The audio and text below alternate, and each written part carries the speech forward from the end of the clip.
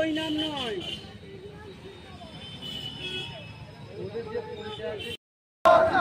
সমস্ত ধরনের টোটোর আইনি অনুমোদন দিতে হবে, চালকদের পরিবহন কর্মীর স্বীকৃতি দিতে হবে, প্রতিটি বাজারে টোটোর স্ট্যান্ড নির্ধারণ করতে হবে। এই দাবিতে আজকের এই বিডিও অফিস অভিযান চলছে। সারা বাংলায় রিক্সা টোটো চালক ইউনিয়ন জিন্দাবাদ। টোটো চালকদের দাবি মানতে হবে, সমস্ত ধরনের টোটোর আইনি অনুমোদন দিতে হবে, চালকদের পরিবহন কর্মীর স্বীকৃতি দিতে হবে, প্রতিটি বাজারে বাজারে টোটোর স্ট্যান্ড নির্ধারণ করতে হবে। আন্দোলন চলছে, এই দাবিতে আজকের বিডিও অফিস অভিযান চলছে। সারা বাংলায় রিক্সা টোটো চালক ইউনিয়ন জিন্দাবাদ। টোটো চালকদের পরিবহন কর্মীর স্বীকৃতি দিতে হবে।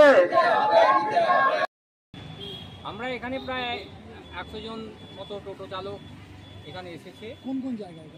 এটা মূলত এই চণ্ডীতলা 1 নম্বর ব্লকের বিভিন্ন অঞ্চলের আছে। এখানে বিডিওর কাছে আমরা ডেপুটেশন দিতে এসেছিলাম।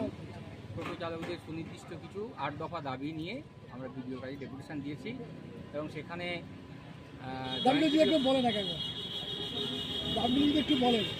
দাবিগুলো হচ্ছে সমস্ত টোটো এবং রিক্সা সেটাকে রেজিস্ট্রেশনের আওতায় আনতে হবে এবং টোটো চালকের নামে রেজিস্ট্রেশন দিতে হবে।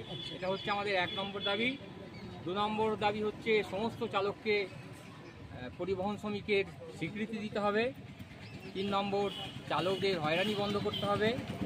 4 নম্বর হচ্ছে স্ট্যান্ডের বাইরে যাত্রী তোলা নামা এইসবের সময়তে অনেক সময় ঝামেলা করা হয়, সেটাকে বন্ধ করতে হবে। 5 নম্বর দাবি টোটো চালকদের দুর্ঘটনা ঘটলে দুর্ঘটনাজনিত বীমা চালু করতে হবে।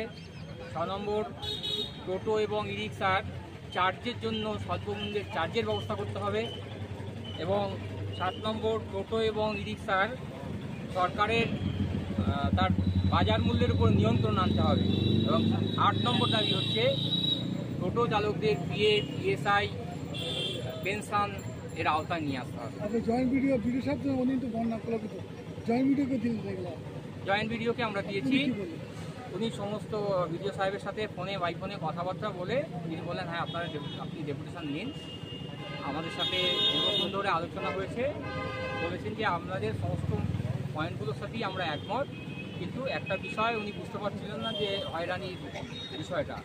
আমি বললাম দেখুন আমাদের টোটো চালকদের যেহেতু স্ট্যান্ড নেই, রাস্তায় চলার সময়তে তারা রাস্তায় যাতায়াতের পথে যাত্রী তোলা নামার সময়তে অনেক সময় তারা হয়রানির শিকার হয়, তাদের গাড়ি থেকে যাত্রী নামিয়ে নেওয়া হয়, এইটা বন্ধ হওয়া দরকার। এই বিষয়গুলো আমরা বলেছি।